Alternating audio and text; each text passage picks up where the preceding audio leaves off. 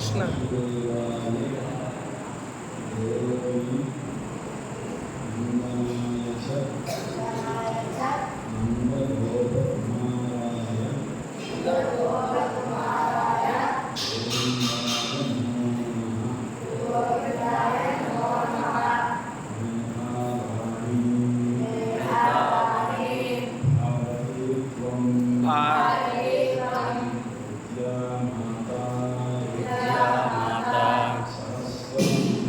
सरस्वती ब्राह्मी माया कुंडली भाग्या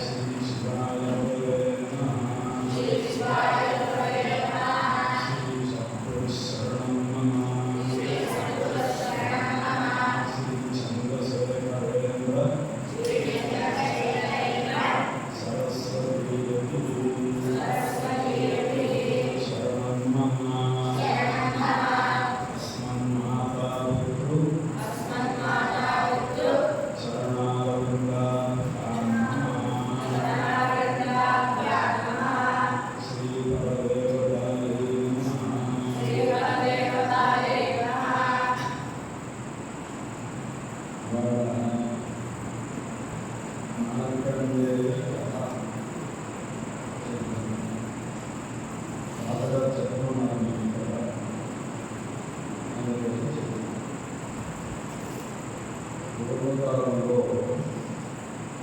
మృగంగుడు అని ఒక మహర్షి, మృగంగుడు మహర్షి, ఆయన చాలా గొప్పవాడు. నాన్నగారి దగ్గర అన్ని చదువులు చదువుకున్నాడు. అన్ని చదువులు చదువుకోవడమే కాకుండా ఏ చదువుకున్న ఏ చదువు ఒక అక్షరం కూడా మర్చిపోయేవాడు కాదు. ఎంత చదువుకున్నారో అంత తిరిగి అప్పచెప్పడం అలా చేసేవాడు. మీరు సంధానం నేర్చుకుని వాళ్ళు అమ్ముతారా లేదా, పరీక్షించారా లేదా, అలా అన్నమాట. అన్ని చదువులు కూడా అప్పచెప్పేవారు.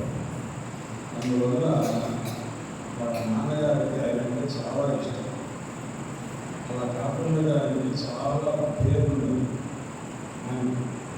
అందుచేత చాలా బుద్ధిమంతులని, తండ్రి చెప్పిన మాట వింటారని, ఇలాంటి మంచి గుణాలు కలవడని అలా పేరు పెట్టారు. ఎవరు మృగండ మహర్షి, మృగండు ముని కూడా. ఆయనకి చాలా కాలం సంతానం కలగాలి. ఆయనకు పిల్లలు లేవు. పిల్లలు లేకపోయేసరికి వాళ్ళు ఏం చేశారంటే భార్యాభర్తలు ఇద్దరు విష్ణుమూర్తుని గురించి, పరమేశ్వరుని గురించి తపస్సు చేశారు. అంటే ఇద్దరి గురించి కూడా విష్ణుమూర్తుని గురించి తపస్సు చేశారు, అలాగే పరమేశ్వరుని గురించి కూడా తపస్సు చేశారు. అంటే హరి హరుడు ఇద్దరు. హరి శివకేశవుడు అంటున్నారుగా, శివుని గురించి కొంత తపస్సు, విష్ణువుని గురించి కొంత తపస్సు చేశారు. అలా చెయ్యగా కొన్ని సంవత్సరాలకి ఇద్దరు ప్రత్యక్షమయ్యారు. ఎవరు? ఈశ్వరుడు, విష్ణుమూర్తి ఇద్దరు ప్రత్యక్షమయ్యారు. వాళ్ళిద్దరు కూడా ప్రత్యక్షమై, ఆయన నీకు ఏం వరం కావాలి కోరుకో అని అడిగారు. ఎవరిని? మృగండ మహర్షిని అడిగారు. అడిగితే ఆయన అన్నారు, నాకు మంచి గుణవంతుడైన అంటే మంచి బుద్ధులు కలిగిన గొప్పవాడైనటువంటి ఒక పిల్లవాడు కలగాలి. ఆ పిల్లవాడికి నుండి మంచి గుణాలు ఇంకెప్పటికీ ఉండకూడదు. అన్ని మంచి గుణాలు పిల్లలుండాలి, మా పిల్లవాడు ఉండాలి. అలాంటి ఒక కుమారుని నాకు ఇవ్వాల్సింది అని మహావిష్ణువుని కోరారు. ఆయన సరే అని ఆయన చెప్పేసి వరమించి వెళ్ళిపోతుంటే ఈ తర్వాత ఈశ్వరుని అడిగారు. ఈశ్వరుడు అడిగితే నాయన నీకేం వరం కావాలి అని ఈశ్వరుడు అడిగితే మా పిల్లవాడికి మృత్యువును జయించేవాడు అంటే చావు లేకుండా ఉండేవాడు అయి ఉండాలి మా పిల్లవాడు. ఆయన దానికి సరే అంటే ముసలితనం ఉండకూడదు, ఏ రకంగా కూడా మరణం ఉండకూడదు అని కోరాడు. సరే అన్న పరమేశ్వరుడు. ఇంతలోపల మహావిష్ణువు మళ్ళా వచ్చి మీ పిల్లవాడికి నువ్వు ఏమడిగావు? మంచి గుణాలు కలిగిన పిల్లవాడు ఉండాలి అని అడిగావు. మంచి గుణాలు కలిగిన పిల్లవాడు ఉంటాడు కానీ ఆ పిల్లవాడికి అల్పాయుర్దాయం 16 సంవత్సరాలే అతను బ్రతుకుతాడని మళ్ళా చెప్పి వెళ్ళిపోయారు మహావిష్ణువు. మహావిష్ణువు చెప్తే ఇంత తర్వాత పరమేశ్వరుడు ఏమన్నాడు? మా పిల్లవాడికి చావు లేకుండా ఉండాలని కోరారు. ఈశ్వరుడేమో సరే అన్నారు. అయితే మహావిష్ణువు ఏం చెప్పారు? మీ పిల్లవాడికి 16 సంవత్సరాలే వయస్సు ఉంటుంది అన్నారు. అనేసరికి విష్ణుమూర్తి ఏమో 16 ఏళ్ళే బతుకుతూ ఉంటున్నారు, ఈశ్వరుడేమో నీ పిల్లవాడికి చావే ఉండదన్నారు. అయితే ఇందులో ఏమి సత్యం ఏమిటి అని వాడు భయపడుతూ ఉన్నారు. ఇలా ఉంటూ ఉండగా ఆ పిల్లవాడికి క్రమక్రమంగా అన్ని చదువులు వచ్చేసినాయి. 7 సంవత్సరాలు వచ్చేసరికి అన్ని చదువులు వచ్చేసినాయి. ఆ పిల్లవాడికి మార్కండేయ అని పేరు పెట్టారు. వాళ్ళ నాన్నగారి పేరు మృకండ. మృకండుని యొక్క కుమారుడు కాబట్టి మార్కండేయ అని. అలాంటి ఆ పిల్లవాడికి మంచి గుణాలు ఉన్నవి, చాలా బుద్ధిమంతుడు. 7 సంవత్సరాలకి అన్ని చదువులు వచ్చేసినాయి. అలా ఆయన ఏం చేశారంటే భగవంతుడిని ప్రార్థించడం, నాయన ఎక్కువగా భగవత్ ప్రార్థన చేయాలంటే ఆ పిల్లవాడు కూడా బాగా భగవంతుడిని ప్రార్థన చేశారు. ఎవరిని? విష్ణుమూర్తిని, పరమేశ్వరుడిని ఇద్దరిని ప్రార్థన చేశారు. మీకు తెలుసా మీరందరూ ఎలా పుట్టారు? ఇప్పుడు మీరు సంధ్యావందనం నేర్చుకుంటున్నారు కదా, వేదం చదువుకునేవాడు ఉంటారు, సంధ్యావందనం నేర్చుకునేవాడు ఉంటారు కదా. వీళ్ళందరూ ఎలా? వాళ్ళ తల్లిదండ్రులు ఎంతో తపస్సు చేస్తే, దేవుని ఎంతో ప్రార్థిస్తే అలా కలిగిన పిల్లలు. అలాంటి వాడు వరం వల్ల పుట్టినవాడు అంటుంటారు అన్నమాట.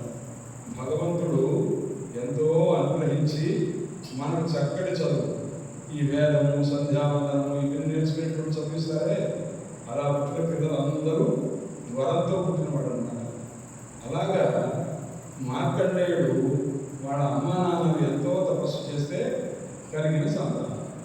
7 సంవత్సరాలకి అన్ని చదువులు వచ్చేసిన వల్ల 16 ఏళ్ళ వయసు వచ్చేసరికి యమధర్మరాజు వచ్చాడు.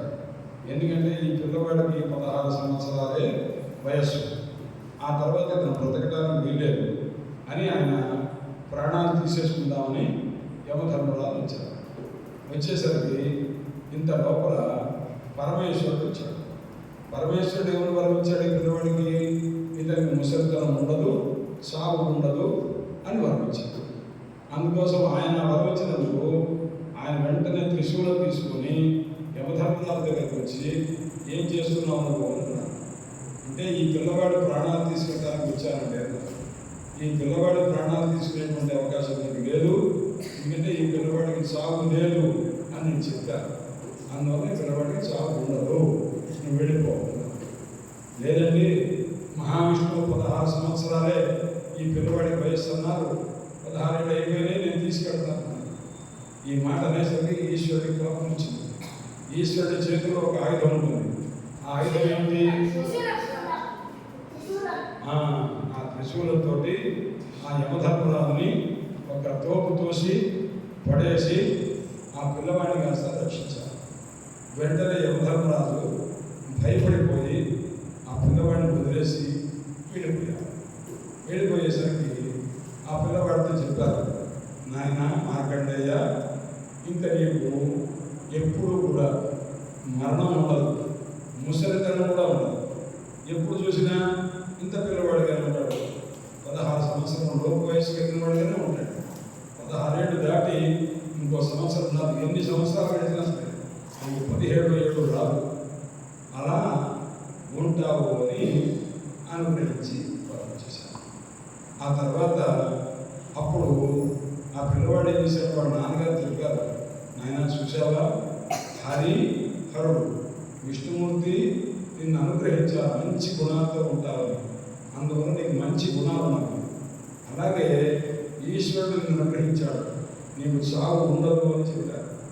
కాబట్టి నువ్వు నీకున్న ఈ సమయాన్ని, ఈ ఆయుర్దాయాన్ని, అంటే నీ వయస్సుని ఏం చేయాలి, భగవంతుని కోసం ఎక్కువగా జపం చేయాలి అని చెప్పి ఒక మంత్రం చెప్పారు. హరయే నమః హరాయ నమః, హరయే నమః హరాయ నమః, హరయే నమః హరాయ నమః అని చెప్పారు. అంటే హరిని స్మరించాలి, హరుణ్ణి స్మరించాలి, ఈశ్వరుణ్ణి స్మరించాలి అని నిరంతరంగా చెప్తే వాళ్ళ తండ్రి గారు చెప్పినట్టుగా నిరంతరం ఎల్లప్పుడూ అనమాట. ఇంక ఏ సమయంలో సరే, నిద్ర వస్తున్నా సరే, కళ్ళు మూసుకొని ఆయన నోట్లో నుంచి హరయే నమః హరాయ నమః హరయే నమః హరాయ నమః ఇలా వస్తూనే ఉన్నది అనమాట. అలా జపం చేసుకుంటూ ఉన్నాడు. అలా జపం చేసుకుంటున్న తర్వాత ఆయనకి చావు లేదుగా, ఆయన ఎప్పుడు కూడా చదువుకుంటూనే ఉంటారుగా ఈ మంత్రాన్ని. ఇలా చేస్తూ ఉండగా ఒక సమయంలో ఈ ప్రపంచంలో నీళ్లతోనే నిండిపోయింది, నీళ్లతోటి మునిగిపోయింది. మొత్తం ప్రపంచం అంతా అక్కడ నీళ్ళతో మునిగిపోయింది. ఆ మునిగిపోతే ఆ నీళ్ళలో అందరూ మునిగిపోయారు, ఎవరు లేరు. ఈయన ఉన్నారుగా, ఈయనకి చావు లేదుగా, అందువల్ల ఈయనకి ఆ నీళ్లు ఏమీ చేయలేదు. ఆ నీళ్ళలో చూస్తూనే ఉన్నారు. చూస్తుంటే ఒక చిన్న పిల్లవాడు కనిపించాడు. ఆ చిన్న పిల్లవాడు ఎక్కడున్నాడు, ఒక ఆకు మీద ఉన్నాడు. మర్రి చెట్టు ఆకు మీద ఒక చిన్న పిల్లవాడు కనిపించాడు. ఎవరైనా కృష్ణ పరమాత్మ. ఆ కృష్ణ పరమాత్మ బాలకుగా ఉన్నాడు. వటభద్రశాయి అంటున్నారుగా, ఆ పేరుతో సినిమా పాట ఉందిగా. ఏం పాట అది చెప్పు. అది వటభద్రశాయి అంటున్నారుగా. వటభద్రం అంటే మర్రి ఆకు, దాని మీద శాయి అంటే నిద్రించిన వాడు. అందువల్ల ఆయనకి వటభద్రశాయి అని పేరు. కృష్ణ పరమాత్మ ఆయన మొత్తం అంతా నీళ్లుంటే మధ్యలో ఆయన ఉన్నారు. ఆ పిల్లవాడి దగ్గరికి ఈయనకి చాకు లేదు కాబట్టి ఈయన తిన్నగా ఈయన గుంటూ నీళ్ళలో కొట్టుకొని ఆయన దగ్గరికి వెళ్ళాడు. ఆయన దగ్గరికి వెళ్ళి ఆయన చూస్తూ ఉంటే హఠాత్తుగా ఆయన ఏం చేశారంటే ఆయన ఇలా పిలిచాడు.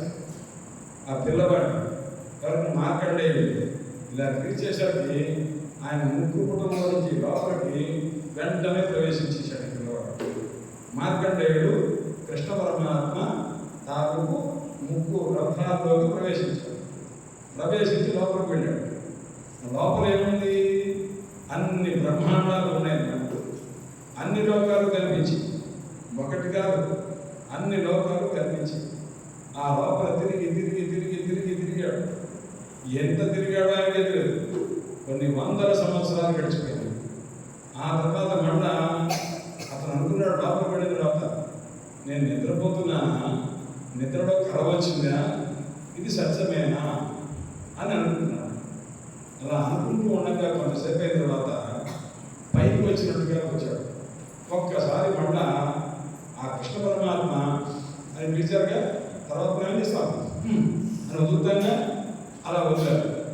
ఆ లోపల నుంచి పక్కన బయటకు వచ్చాడు. బయటకు వచ్చిన తర్వాత మళ్ళా నిండుకునేమో చూస్తే ఈ నీళ్ళన్నీ కాస్త అయిపోయినాయి. అంటే ప్రపంచం అంతా నీళ్లతో నిండిపోయినప్పుడు లోపలికి వెళ్ళిన వాడు ప్రపంచం అంతా నీళ్ళంతా ఆవిరైపోయిన తర్వాత బయటకు వచ్చాడు. ఈ లోపల తిరిగేసరికి ఎంత సమయం పట్టిందంటే కొన్ని వందల సంవత్సరాలు గడిచింది. ఆ వందల సంవత్సరాలకి ఈ జల ప్రళయం అంతా పోయింది. అంటే నీళ్ళతో నిండిపోవడం అనేది పోయింది. పోయి మామూలుగా అంతా ఫీల్డ్ ఎలా ఉండాలో అలా ఉండాలి, అలా ఉంటుంది. ఇదంతా అయిపోయిన తర్వాత ఇది చూశాడు. ఇది ఏమిటి, విష్ణుమాయ అని తెలుసుకున్నాడు. అనుకున్న తర్వాత కృష్ణ పరమాత్మ ప్రత్యక్షమై ఇటు పైన నా మాయ నీకు అంటావు, అంటే నీవు ఎవరి చేత కూడా మోసపోవు, నా అనుగ్రహం చేత నువ్వు క్షేమంగా ఉంటావు, వెళ్ళమని పంపించాడు. అప్పుడు మార్కండేయుడు బయలుదేరి ఈశ్వరుడు గురించి తపస్సు చేశాడు. ఎందుకంటే ఇప్పుడు దాకా విష్ణుమూర్తి దగ్గరికి వెళ్ళి కృష్ణ పరమాత్మ యొక్క మాయను తెలుసుకున్నాడు, నమస్కారం చేశాడు. ఆ తర్వాత ఆయన ఏమనుకున్నాడు, ఈశ్వరుడు గురించి తపస్సు చేయాలి. అప్పుడు ఈశ్వరుడు గురించి తపస్సు చేస్తే ఆయన చేసే మంత్రం ఏంటి? దాకా మనం చెప్పుకున్నాం. సరిగ్గా చెప్పండి. మొదట హరయ నమః అంటే హరి ప్రత్యక్షమయ్యాడుగా. ఇప్పుడు హరాయ నమః, ఇప్పుడు హరుడు ప్రత్యక్షమవుతాడు. హరుడు అంటే ఎవరు? ఈశ్వరుడు, శివుడు ప్రత్యక్షమవుతాడు. ఇప్పుడు హరయ నమః హరాయ నమః అనుకుంటే అప్పుడు పరమేశ్వరుడు పార్వతీదేవి ఇద్దరు కూడా కైలాసం నుంచి కిందికి వస్తూ ఉన్నారు. భక్తులు ఎక్కడ ఉంటారో, వాళ్ళు ఏం చేస్తుంటారో వాళ్ళని రక్షించుకోవాలి అని వాళ్ళు సంచారం చేస్తుంటారు. అమ్మా నాన్న ఏం చేస్తుంటారు? పిల్లలు సరిగ్గా చదువుకుంటారా లేదా, ఆడుకోవడానికి వెళ్తే జాగ్రత్తగా వెళ్ళారా లేదా, దెబ్బలు తగ్గకుండా వచ్చారా లేదా చూసుకుంటుంటారుగా. అలాగే పార్వతీ పరమేశ్వరుడు మనం అంతా కూడా పిల్లలు, భక్తులుగా ఉన్న వాళ్ళంతా కూడా వాళ్ళకి పిల్లలు. అందుకోసం వాళ్ళని పార్వతీ పరమేశ్వరుడు చూడటానికి కోసం వస్తుంటారు, వాళ్ళకి రక్షణ చేస్తుంటారు. ఇప్పుడు మార్కండేయుడిని చూడటానికి వచ్చారు. మార్కండేయుడు ఇప్పుడు శ్రీ మహావిష్ణువు దర్శనం చేసుకొని ఇక్కడికి వచ్చి మళ్ళా తపస్సు చేసుకుంటున్నాడు. హరాయ నమః హరాయ నమః అనుకుంటే అప్పుడు ఆయన దగ్గరికి వచ్చారు పార్వతీ పరమేశ్వరుడు.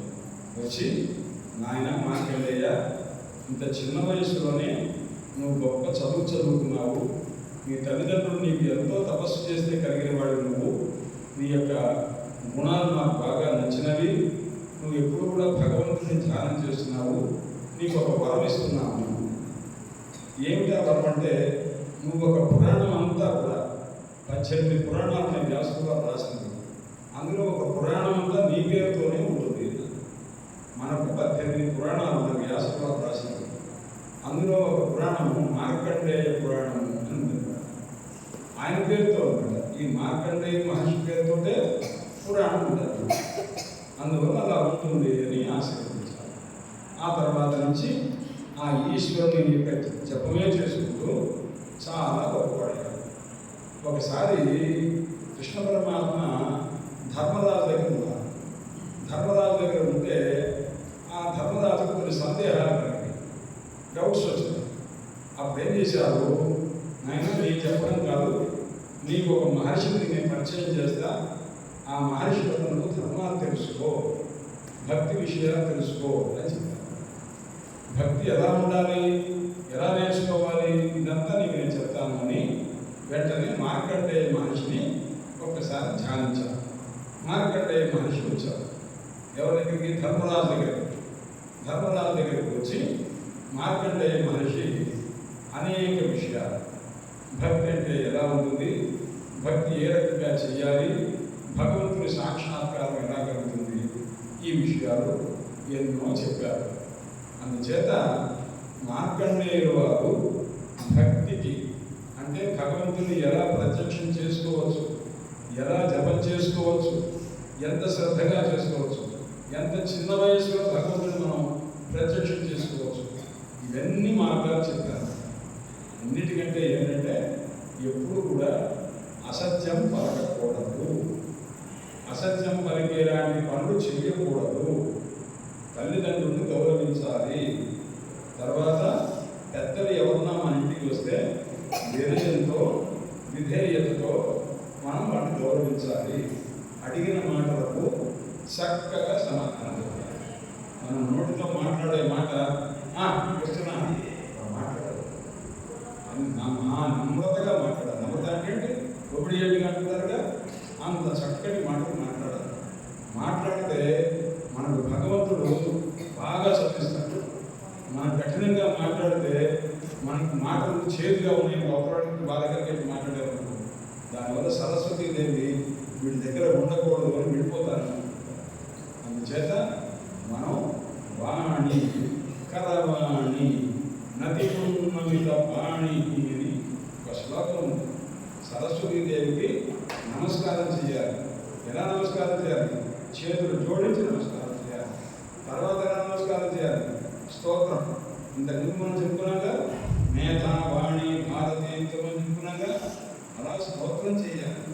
ఆ తర్వాత చదువుకున్న పెద్దవాడు ఉంటారుగా, బాగా చదువుకున్నవాడు, మంచి వేదాలు చదువుకున్నవాడు, శాస్త్రాలు చదువుకున్నవాడు ఉంటారుగా, అలాంటి వాళ్ళతో మనం సరస్వతీదేవిని చూసి వాళ్ళని గౌరవించాలి. అంతే తప్ప ఏదో వచ్చారు పంచకడికి వచ్చారు అలా మనం ఇప్పుడు ఎవరిని సులకనగా చూడకూడదు, గౌరవించాలి. మనం సంస్కారవంతమైన జన్మ అంటే మంచి అలవాటు కలిగినటువంటి మనకు మంత్రము చెప్తారు. మన మిగతా వాళ్ళకి ఇలా చెప్పరు. నువ్వు నేర్చుకోనా, స్కూల్లో టీచర్ చెప్తారు, జాగ్రత్తగా చెప్తారు. మనకు అలా కాదు, మనకు జాగ్రత్తగా ఉండమని ఎవరు చెప్తారు? మనకు వేదమే చెప్తున్నారు. అందువల్ల వేదంలో ఎలా చెప్పారో అలా మనం నడుచుకుంటాం, మన జీవితం అంతా అలాగే ఉంటుంది. అందువల్ల మనం మాతృదేవో భవ పితృదేవో భవ ఇవన్నీ చూసే తర్వాత కాలంలో ఇంగ్లీష్ వాడు కానీ మరొకరు కానీ ఇంగ్లీష్ మీడియం స్కూల్స్లో కానీ అలా నేర్చుకుంటారు దాన్ని బట్టి. కానీ తల్లిని దేవతగా భావించాలి. అంతే కదా. దేవుణ్ణి ఎలా చూస్తావు నువ్వు? గుడి పెడితే అంతకంటే చాలా గౌరవంగా తల్లిని గౌరవించాలి. పితుహు శతగుణం మాత, నాన్నగారికి ఎంత గౌరవం ఇస్తావో అంతకంటే 100 times ఎక్కువగా తల్లికి గౌరవం ఇవ్వాలి అన్నమాట. అంటే తండ్రి గారికి ఎంత గౌరవం ఇస్తావో అంతకంటే 100 రెట్లు ఆ తల్లికి గౌరవం ఇవ్వాలి. తర్వాత గురువు గారికి అంత గౌరవం ఇవ్వాలి. అంటే వాడు చెప్పిన మాట వినాలి. ఇవన్నీ కూడా మనకు వేదాలు చెప్తున్నాయి. మీరు చదువుకున్న సంధ్యావంలో విన్నారు కదా, మనం ఇంట్లో కూడా శ్లోకాలు అర్థాలు. అందుకోసమని సర్వదేవ నమస్కార కేశవుడు అంటే మహాన్. కాబట్టి అన్న దేవతలకు నమస్కారం చేయాల్సినందుకు ఒక్కసారి ఆ శ్రీ మహావిష్ణువు నమస్కారం చేసుకో, సర్వదేవతలకు నమస్కారం చేసిన ఫలితం ఆ కేశవుడికి పెడుతుందన్నమాట. అందువల్ల ఆ రకంగా మనం ఒక భగవంతుడిని ధ్యానం చేయాలి. శివాయ విష్ణురూపాయ శివరూపాయ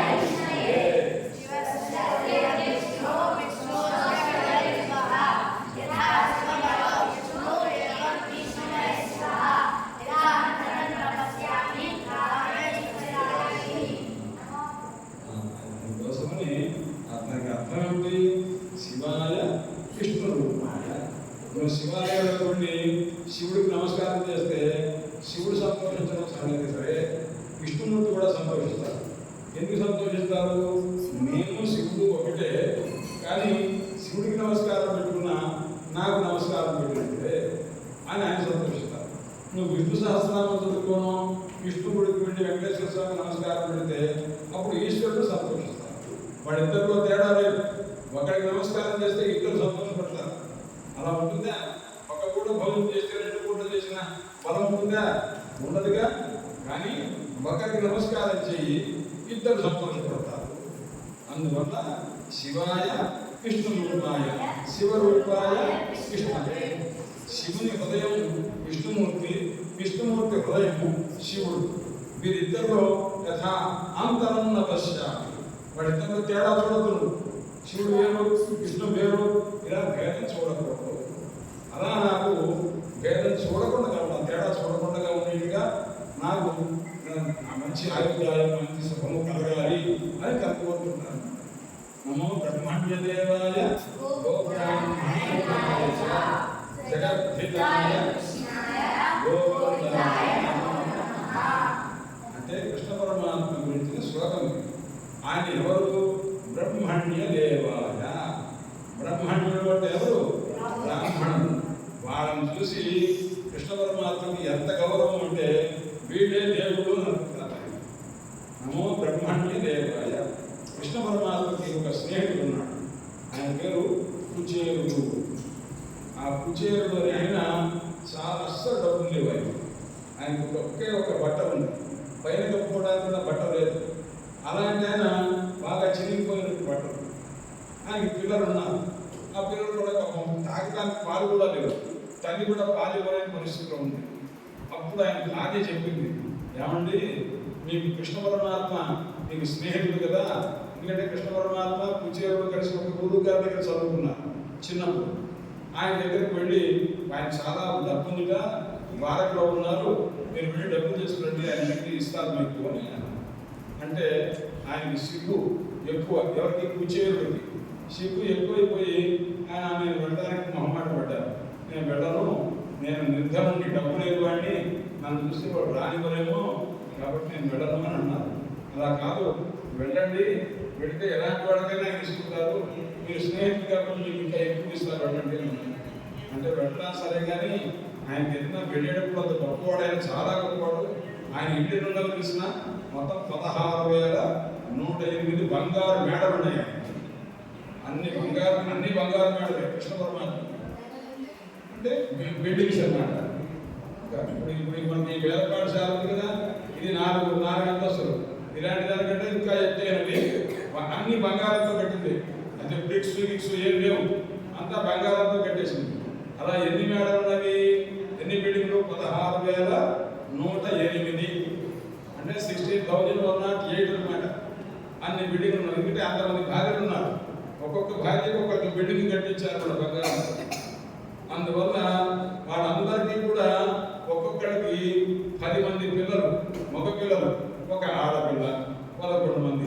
ఇలా 16,108 మందికి క్యాలిక్యులేట్ చేసుకున్న తర్వాత సరే వీళ్ళందరూ అందరూ కూడా ఒక్కొక్క బిల్డింగ్లో వాళ్ళ పిల్లలు, 11 మంది పిల్లలు, ఒక భార్య, అలాగే ఇంకో 11 మంది పిల్లలు, ఒక భార్య. ఇలా మొత్తం 16,108 మంది భార్యలు ఉన్నారు. ఇలా అంతా అయిపోయిన తర్వాత సరే ఇప్పుడు కూర్చేరుడు ఎవరిది? కూర్చేరుడు భార్య చెప్పింది, ఏమంటే వెళ్ళండి, కృష్ణ పరమాత్మ అడిగితే ఆయన డబ్బులు ఇస్తారు మీకు అంటే సరే వెళ్తారు. కానీ ఆయనకి ఏదైనా ఇవ్వాలిగా, ఆయన పెద్దవాడు. ఎవరింటికన్నా మనం వెళ్ళేటప్పుడు, దేవుడి దగ్గరికి వెళ్ళేటప్పుడు, ఒక రాజుగారి దగ్గరికి వెళ్ళేటప్పుడు, ఒక పెద్ద పండితుడి దగ్గరికి వెళ్ళేటప్పుడు మొట్టి చేతులతో వెళ్ళకూడదు. అందుకోసమని ఏదైనా ఒక కానుక తీసుకుని వెళ్ళాలి.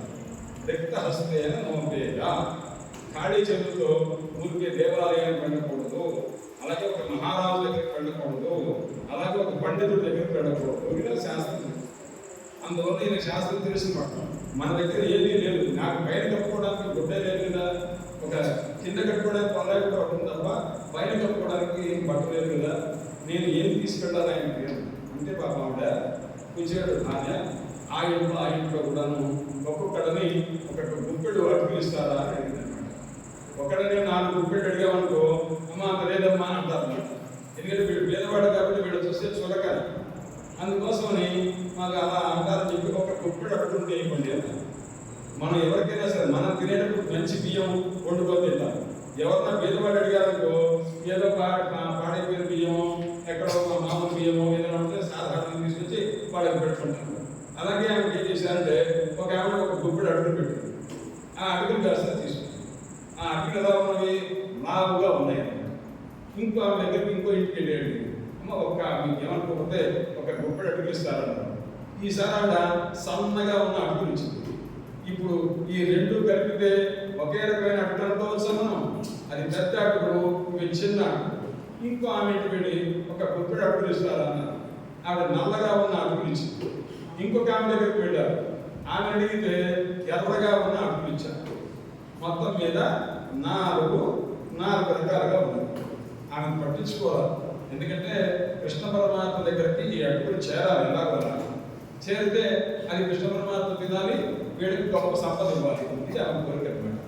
అందుకోసమని ఒక గుట్ట ఏదో పాలకొండ ఉంటే దాంట్లో మూట కట్టి ఇంకా కొద్దిగా ఏదో పిండి ఉంది అంటే ఇంకొద్దిగా అడుగులు మిగిలినవి. ఈ 4 పిడికలతో పెట్టినటువంటి అడుగులంతా ఒక మూట కట్టి ఇంకా కొద్దిగా అడుగులు ఏదో పిడిగా ఉంటే అది కాస్త ఇచ్చి పిచ్చిగట్టుతో చెప్పింది, ఏమండి ఆయన ఆకలి ఎక్కువ, పిచ్చిగట్టుకి బాగా ఎక్కువ ఆకలి. అందుకోసం మీరు ఏం చేస్తారంటే ఈ అడుగులు మీరు తినేయండి అని ఒక అడుగులు ఇచ్చింది. ఈ 4 గుప్పెడు అడుగు ఉంది కదా, ఆ అడుగులు ఒక గుడ్డలో పెట్టిందిగా, ఇది కృష్ణ పరమాత్మకి ఇవ్వండి అని. సరే అని బయలుదేరి కొద్ది దూరం వెళ్ళగానే సుమారు వాళ్ళ ఇంటికి వెళ్ళడానికి, కృష్ణ పరమాత్మ దగ్గరికి ద్వారకి వెళ్ళడానికి కొన్ని మైళ్ళు, అంటే సుమారు ఒక రాత్రంతా ప్రయాణం చేయాలి. మధ్యాహ్నం బయలుదేరితే రాత్రంతా ఉండి ఆ మర్నాడు గారు చేరుకున్నాడు. అందుకోసం ఆయన బయలుదేరడానికి 2 కిలోమీటర్లు నడిచారు. నడవంగానే ఆయనకి నిద్ర వచ్చింది, నీరసం వచ్చింది, ఆకలి వేసింది. వచ్చేసరికి ఒక చెట్టు ఉంది. ఆ దగ్గర ఒక బావి ఉంది. అక్కడికి వేసరికి చాలా దూరం నడిచాను, 2 కిలోమీటర్లు నడిచి చాలా దూరం నడిచాను. నేను నడవలేను, కొద్దిసేపు ఆడించినటువంటి ఆ అటున్న కదా నాకు ఇచ్చింది కదా, అది తినేసేసి కొద్దిగా మంచిది దాన్ని పడుకొని దానిగా వెళతాను అనుకొని అది తినేసి ఆయన వేస్తే పడుకునేసరికి కృష్ణ పరమాత్మకి ఈయన వస్తున్నట్టు తెలుసు. కృష్ణ పరమాత్మ అన్నీ తెలిసిన వాడు కదా, భగవంతుడు కదా. ఆయన ఏం చేశారంటే ఆయన దగ్గర యోగమాయ అని ఒక అమ్మవారు, ఆ యోగమాయ కృష్ణ పరమాత్మకి ఒక దాసి అంటే సర్వెంట్ అన్నమాట. ఆమెతో చెప్పారు, నువ్వేం చేస్తావంటే ఆమె ఏ మాయ అయినా చేయగలదన్నమాట. ఆ యోగమాయ అని ఆమెతో చెప్పారు, ఓ యోగమాయ, నువ్వు కుర్చీలో పడుకొని ఉన్నాడు, ఎక్కడ వాళ్ళ ఊరి దగ్గర నుంచి 2 కిలోమీటర్ల దూరంలో ఒక చోట ఆగి పడుకున్నాడు. నువ్వు తిన్నగా తీసుకొచ్చి ద్వారకలో మా ఇంటి ముందున్న గార్డెన్లో పడుకోబెట్టు అన్నారు. అనగానే సరేనండి అని నిద్రపోతున్నటువంటి కుర్చీలను కాస్త తిన్నగా తీసుకెళ్ళి ఆ కృష్ణ పరమాత్మ ఏ ఇంట్లో ఉన్నారు, 16,000 మంది ఇళ్లలో ఏ ఇంట్లో ఉన్నారో తెలియదు కాబట్టి ఒకవేళ వచ్చినా కూడా నేను నడవడు అక్కడ. అందుకోసమని కరెక్ట్గా ఏ బిల్డింగ్లో కృష్ణ పరమాత్మ ఉన్నారో ఆ బిల్డింగ్ ఎదురుకుండా గార్డెన్ ఉంటుంది. ప్రతి ఇంటికి ముందు గార్డెన్ పెట్టారు పరమాత్మ. అందువల్ల ఏ ఇంటి ముందు ఉన్నారో ఆ ఇంటి ముందు గార్డెన్ దగ్గర ఒక చిన్న అరుగు ఉంటే అరుగు మీద ఎన్ని కాస్త పడుకోబెట్టింది. పడుకోబెడితే యోగమాయ తీసుకొచ్చినట్టు తెలియదు కదా, మాయ కదా, మాయ అంటే మనం గుర్తించగలం అన్నమాట. వెంటనే తీసుకొని పడుకున్నాడు ఆయన. ఇప్పుడు చాలాసేపు తక్కువ లేచారు, చాలా రోజుల నుంచి లేచారు కదా అని ఎక్కడ నడవాలని అనుకున్నాడు. ఎక్కడికి కూడా తెలియలేదు అతనికి. చుట్టూ చూడకపోతే అన్ని బంగారు మేడలే కనిపించింది. అంతా ఎదురుగా గార్డెన్లో కూర్చున్నాడు. అప్పుడు 2 అక్కడ పని చేసుకుంటూ కనిపించారు. చెట్టు నీళ్ళు పోసుకుంటారుగా, గార్డెన్ బాగు చేసుకోవడారుగా, ప్రతి ఇంటికి ఉన్నారు అన్నమాట. అందుకోసం ఇక్కడ చూడంగానే, బాబు నేను ఇక్కడి నుంచి ద్వారక వెళ్ళాలంటే ఎంత దూరం అంటే అని అడిగాడు. ద్వారకలోనే ఉన్నారు, కృష్ణ పరమాత్మ ఇంటి దగ్గర ఇంట్లోనే ఉంటుందన్నమాట. అంటే వాళ్ళిద్దరూ అక్కడ ఇద్దరు ఉన్నారు, ఈ పని చేసేవాళ్ళు ఒకరినొకరు చూసుకున్నారు. చూసుకొని ఏమన్నారంటే, ఏమిటండి ఇంత మాట్లాడుతున్నారు ఏమిటి, వాళ్ళిద్దరు ఒకరినొకరు చూసుకొని, ఏమంటే ఆశ్చర్యంగా ఉందా, మీరు ద్వారకలోనే ఉండి ద్వారక ఎప్పుడు అడుగుతారు ఏమిటండి అన్నారు. ఓహో కూర్చోడు అంటున్నాడు. నేను చాలా దూరం నడిచి వచ్చానమాట, రావడం రావడం తిన్నగా నేను ద్వారక వచ్చి నిద్రపోయిస్తాను అనుకున్నాడు. ఆయనకి ఎలా వచ్చింది అని నేను తెలియలేదు. ఇలా అయిన తర్వాత కొద్దిసేపు అయిన తర్వాత ద్వారక వచ్చేసానండి, కృష్ణ పరమాత్మ ఇల్లు ఎక్కడ ఉందండి. వాడు మొట్ట ఒకరినొకరు చూసుకుని నవ్వుతున్నారు. ఏమిటి మరీ ఇంత ఇలా మాట్లాడుతున్నాడు ఏంటినా, ఏమంటే కృష్ణ పరమాత్మ ఇంటి ఎదురుకుండగానే ఉండి కృష్ణ పరమాత్మ ఇల్లు తింటారేంటి మీరు అని మళ్ళా వాడు అన్నారు. ఆయన అనేసరికి ఓహో కోపం తీసుకోకుండా ఆయన ఏదో తెలియకన్నాను, ఇదేనా కృష్ణ పరమాత్మ అవునండి. అప్పుడు వెంటనే వెళ్ళగానే కృష్ణ పరమాత్మ చూడంగానే కూర్చోని చూడంగానే గబ పరిగెత్తుకుంటూ వచ్చి గట్టిగా కౌగిలించుకున్నాడు. కూర్చోండి కృష్ణ పరమాత్మని చూడాలంటేనే కొన్ని సంవత్సరాలు తపస్సు చేస్తేనే పరమాత్మ ఎవరికి ప్రత్యక్షం కాదు. అలాంటిది ఆ కూర్చోని చూడగానే పరిగెత్తుకుంటూ వచ్చి గట్టిగా కౌగిలించుకొని ఆ కళ్ళలోంచి జల నీళ్లు గాలి అనమాట. కూర్చోని చూడగానే కృష్ణ పరమాత్మ, ఎందుకంటే చాలా కాలం తర్వాత మంచి మిత్రుడిని చూశాను. నమో బ్రహ్మణ్య దేవాయ. కృష్ణ పరమాత్మకి ఎవరంటే దేవుడి కింద మనందరికీ కృష్ణ పరమాత్మ దేవుడే. కానీ కృష్ణ పరమాత్మకి నీకు దేవుడు ఎవరన్నా ఉన్నారా అన్నారు. ఎందుకు లేరు? తన యొక్క ధర్మాలు ఆచరిస్తూ స్నానం సంధ్యావందనం చేసుకుంటూ ఆశపడకుండా ఎవరైతే మంచిగా ఉంటారో ఆయనే నాకు దేవుడు అన్నారు కృష్ణ పరమాత్మ. అందువల్ల బ్రహ్మణ్య దేవాయ అంటే బ్రాహ్మణుడే దేవుడుగా భావించేవారు కృష్ణ పరమాత్మ. అందువల్ల ఆయన ఇంకా ఎవరికి ఎక్కువగా పాజిటివ్గా ఉంటారు, ఎవరికి సపోర్ట్గా ఉంటారు, గో బ్రాహ్మణ హితాయ. గోవులకు బ్రాహ్మణులకు హితం చేస్తున్నారు. ఎందుకంటే వీళ్ళిద్దరికీ హితం చేస్తే లోకం అంతా బాగుపడుతుంది. గోవులకు హితం చేస్తే గోవుల వల్ల ఏమొస్తాయి, మనకు పాల వల్ల ఏమొస్తుంది, పెరుగు, నెయ్యి, ఇదంతా వస్తుంది కదా. ఆ నెయ్యిని మనం ఎవరికి మనం హోమం చేస్తాము, దేవతలను ఉద్దేశించి. దేవతలు ఏం చేస్తారు, మనకు వర్షం ఇస్తారు. వర్షం వస్తే ఏమవుతుంది, మొత్తం పంటలన్నీ పండితే మనమే తింటున్నామా, బ్రాహ్మణుడే తింటున్నారా, ప్రపంచం అంతా తింటుందా? ప్రపంచం మొత్తం తింటుంది. అందరికీ అన్నం పెట్టేటటువంటి పరిస్థితి ఏర్పడినది అని కోరుకున్నది అన్నమాట. అలాగే ఈ హోమం చేయాలంటే ఊరికే నిప్పులో నీటిలో పోసేస్తే అయిపోతుంది, అది బ్రహ్మ అవుతుందా? మంత్రం చెప్పాలిగా. మంత్రం ఎవరు చెప్పాలి? బ్రాహ్మణుడు చెప్పాలిగా. కాబట్టి బ్రాహ్మణుడు ఆ గోవుదారుకు ఏ నెయ్యి ఉన్నదో దాన్ని తీసుకొని మంత్రంతో హోమం చేస్తే, అగ్నిలో వేస్తే అది గొప్ప పదార్థమై దేవతకు ఆహారంగా పెడుతుంది. దేవతలు వాళ్ళకి కృతజ్ఞత ఎక్కువ. అంటే మనకి ఏదైనా ఉపకారం చేస్తే వాళ్ళకి గుర్తుపెట్టుకొని వెంటనే ప్రత్యుపకారం చేస్తారు, మనకు మళ్ళా ఉపకారం చేస్తారు. వాళ్ళు మనకు ఆహారం పెట్టారు కాబట్టి మనం కూడా వాళ్ళకి ఆహారం చేద్దాము అని చెప్పి మనకు ఈ పంటలు పడ్డట్టుగా సకాలంలో వర్షం కురిపిస్తున్నారు. అందువల్ల గోబ్రాహ్మణ హితాయ, గోవులకు బ్రాహ్మణులకు హితంగా చేసేవారు కృష్ణ పరమాత్మ. బ్రాహ్మణుని దైవంగా భావించేవారు కృష్ణ పరమాత్మ.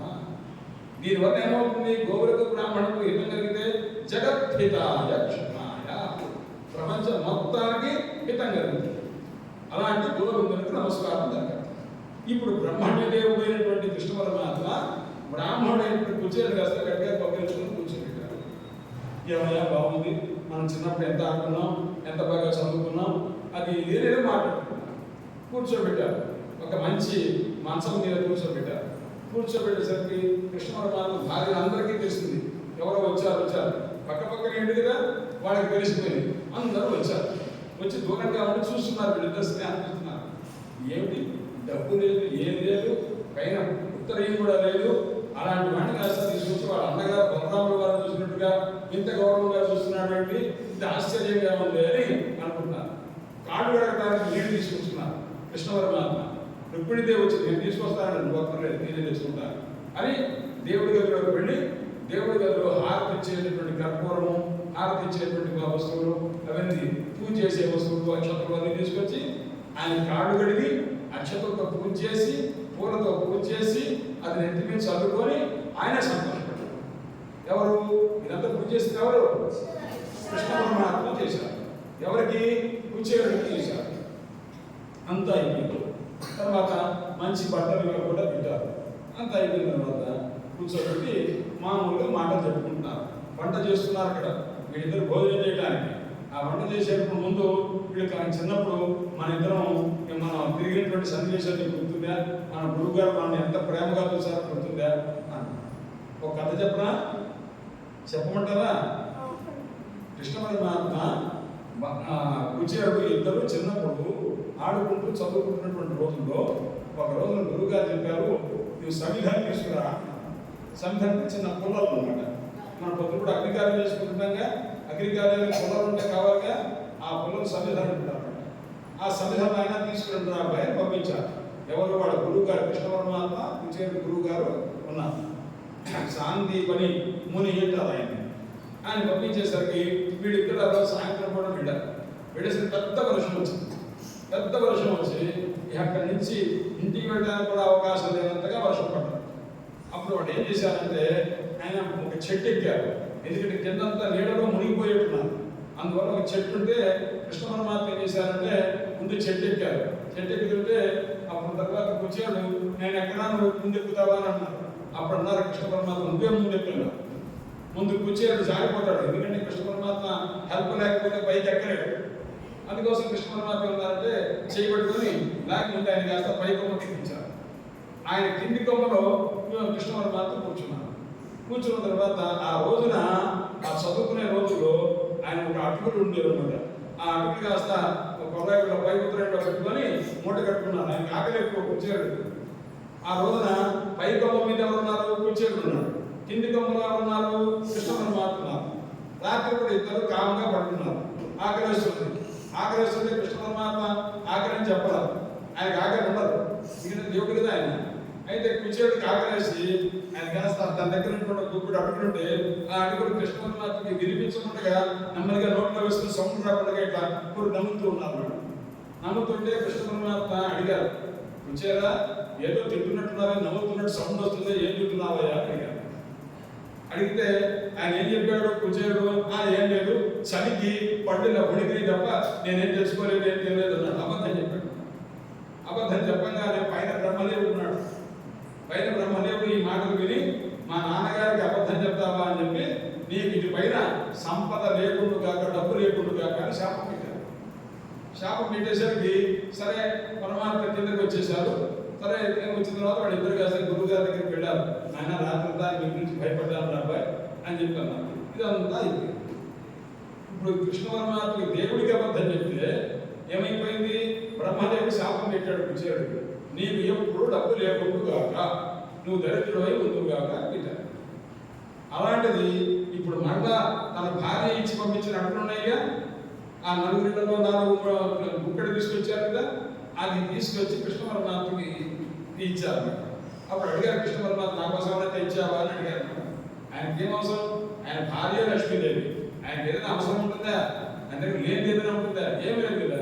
ఎవరైనా తెచ్చావా అని అడిగితే అప్పుడు ఆ అడుగులు కాస్త తీసుకుని ఒక గుప్పెడు తిన్నారు. తినగానే చిన్నప్పుడు తనకు అబద్ధం చెప్పారుగా, ఆ అబద్ధం కాస్త ఇప్పుడు మళ్ళా పొరపాటు సర్దిద్దుకోవడానికి ఒక అవకాశం దొరికింది ఈ అడుగు. ఈ అడుగు తినగానే కృష్ణ పరమాత్మ చాలా సంతోషించారు.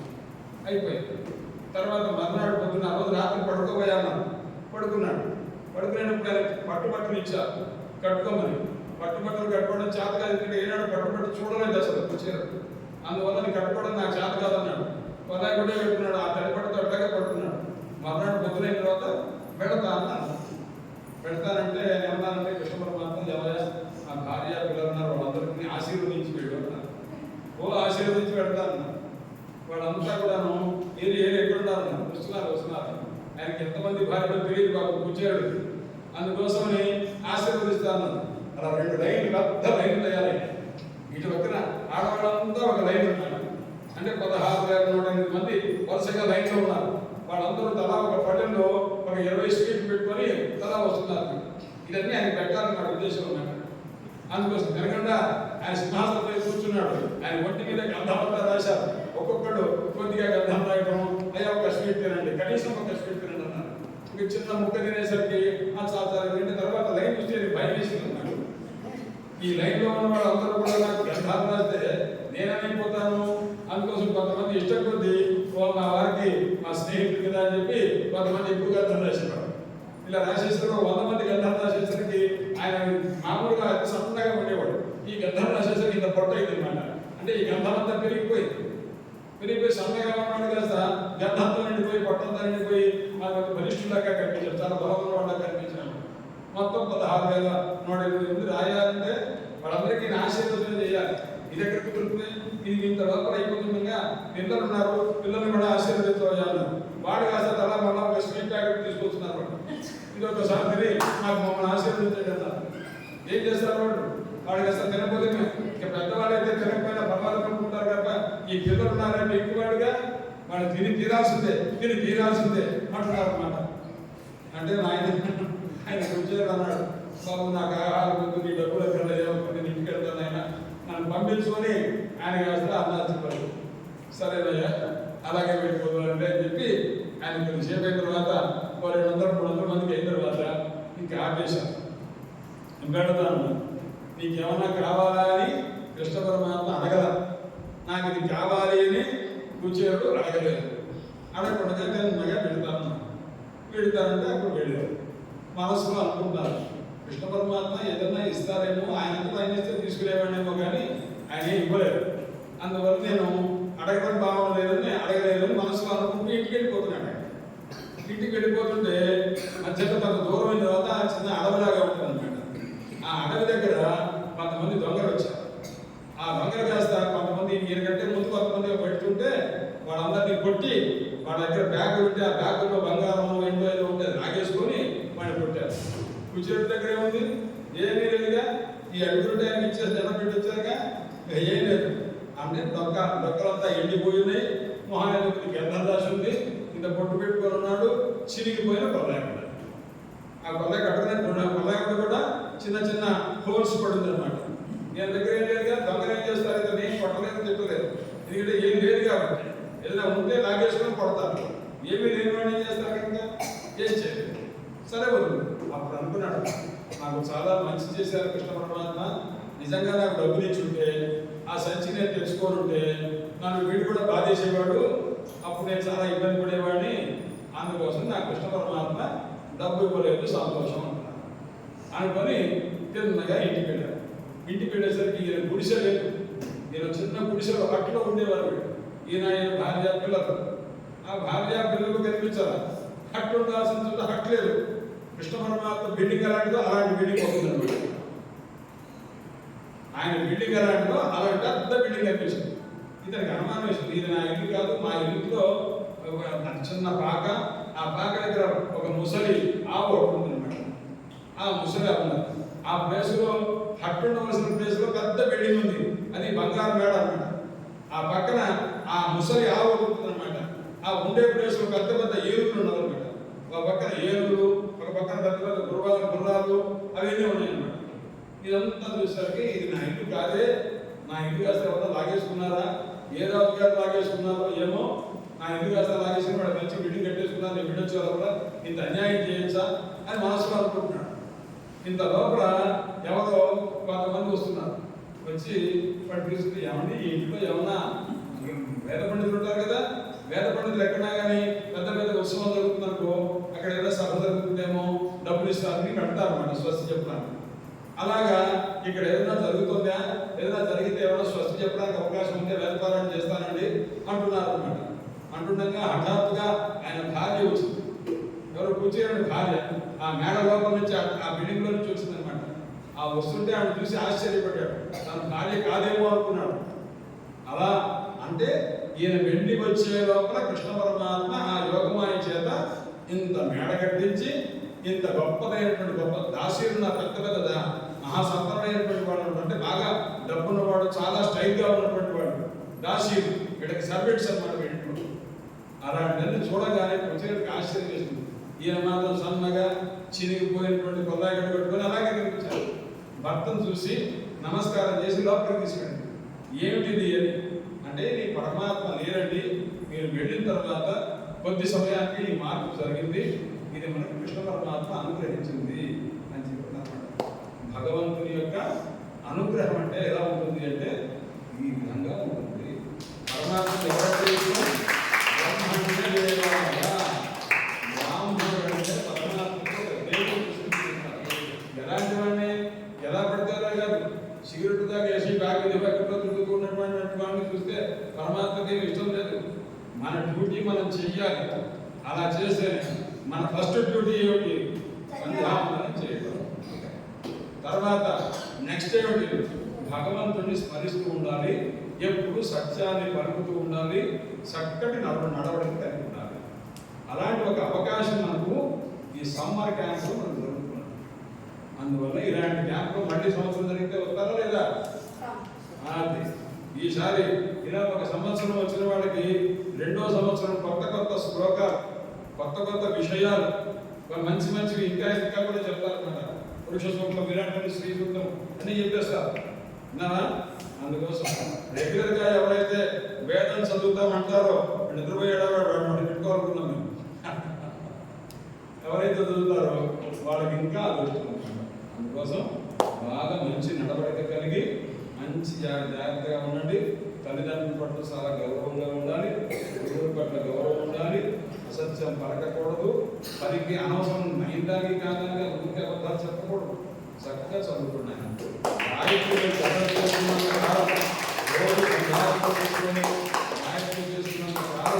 మీకు సరస్వతి దేవి మిమ్మల్ని అనుగ్రహించి తీరుతుంది. మీకు మంచి ఫలితాలు, మంచి రిజల్ట్స్ వస్తాయి, మంచి మార్కులు వస్తాయి. బాగా చదువుకుంటారు, అందరి చేత ప్రశంసింపబడతారు. అంటే అందరు కూడా మిమ్మల్ని అభినందిస్తారు అన్నమాట, అప్రిషియేట్ చేస్తారు కదా, అలాగన్నమాట. కాబట్టి అలాంటి మంచి స్థితిని మీరు పొందాలని మనస్ఫూర్తిగా మీకు కోరుకుంటున్నాను.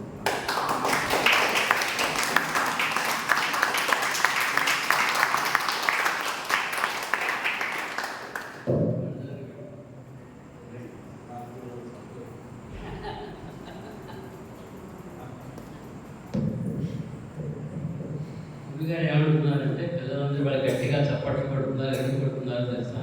చెప్పాడు కాబట్టి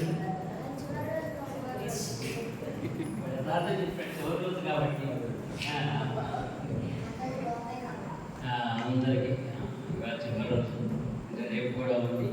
ఇవాళ మనకి మీకు జైలు శిక్షకి ఏ శిక్షణ ఇది? మంచి శిక్షణ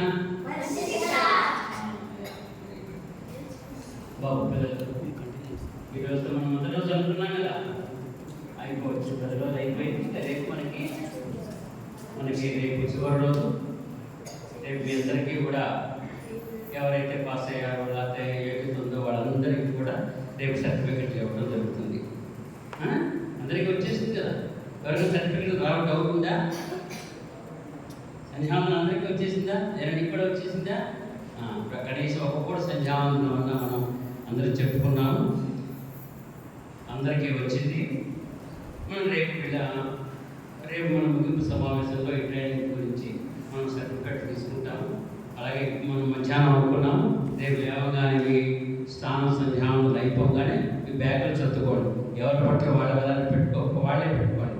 వాళ్ళతో ఇప్పుడు కలుపుకోకూడదు. చెట్టీలు కానీ ఇవి కానీ సోపు పేస్టులు ఇవన్నీ ఉంటాయి కదా, ఇవన్నీ కూడా మేము ఇవన్నీ మీ బ్యాగ్లో పెట్టుకొని, ఎందుకంటే మళ్ళీ విజయవాడ అమ్మ నాన్న విజయవాడలో అన్నీ కలిసిపోయి వాళ్ళతో పాటు కలుసుకోవటం, మన కార్యక్రమంలో పాల్గొనడం, మళ్ళీ రేపు మనకి మీకు వచ్చిన కల్చరల్ ప్రోగ్రామ్స్తో వాళ్ళతో మీరందరూ చక్కగా పాటలు పద్యాలు మీకు వచ్చు కదా, అవి అందరికీ పాటలు. అలాగే యోగా క్లాసులో కొంతమంది ఉన్నారు, ఆ యోగా ప్రదర్శన. అలాగే కొంతమంది పెద్దవాళ్ళు గ్రూప్ వస్తారు, వాళ్ళతో మంచి మాటలు వింటాం. ఇదంతా అయిన తర్వాత అందరూ కలిసి భోజనం చేయడం, ఇంటికి వెళ్తాం. ఇంటికి వెళ్ళి ఏం చేయాలి? మొన్నటి నుంచి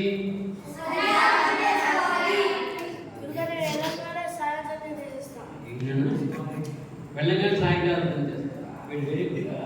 వెళ్ళగానే సంధ్యావందనంతో మన డ్యూటీ ప్రారంభం. Very good. నేను మళ్ళా మీకు ఆల్రెడీ చెప్పున్నాను, మీకు అందరికీ ఇచ్చే కవర్లో సంధ్యావందనం బుక్ ఇస్తారు.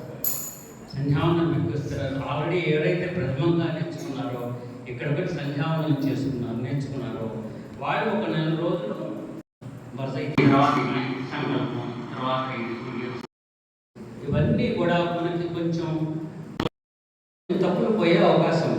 పుస్తకం పక్కన పెట్టుకోండి. మనకి మామూలుగా మనకు వరుస తెలిసింది కదా, ఆ వరుస తెలిసింది ఒక 4 రోజులు చూసి, అంటే మనం మొదట గుర్తు పెట్టుకొని మొదట చూస్తే సూర్యశ్చామనం మొత్తం అంతా గుర్తొచ్చేస్తుంది. మీరు చక్కగా ఆ పుస్తకం చూసి చేయడం తప్పులేదు. పుస్తకం చూసి చేసుకుని ఆ వరుస ప్రకారం అంతా తెచ్చుకోండి. నోటికి రాకపోయినా సరే కానీ స్పష్టంగా తప్పు లేకుండా మంత్రం అంతా పూర్తి చేయాలి. ఒకవేళ తిన్నట్టుగా వచ్చింది ఆ పుస్తకం చూసుకోండి, చక్కగా చేయండి. 4 రోజుల తర్వాత మీరందరూ మాకు ఫోన్ చేసి చెప్పాలి. నెంబర్ చెప్తాను, గుర్తుపెట్టుకుని రత్తగారు నేను సంధ్యావందనం చేస్తున్నాను మానలేదు అని చెప్పాలి. ఓకేనా? మీరు ఇచ్చే గురుదక్షిణ అదే. మీరు గురుదక్షిణ ఇవ్వాలి కదా. మీ గురుగారికి కలిపి చెప్పారా? మీరు మాకు ఇచ్చే గురుదక్షిణ ఏంటంటే 4 రోజులు ఫోన్ చేసి అయ్యా మీ గురుగారు మీరు సంధ్యావందనం మానలేదు సంధ్యావందనం అని చెప్తే మేమందరూ చాలా సంతోషపడతాం. అది మాకు ఇచ్చే గురుదక్షిణ.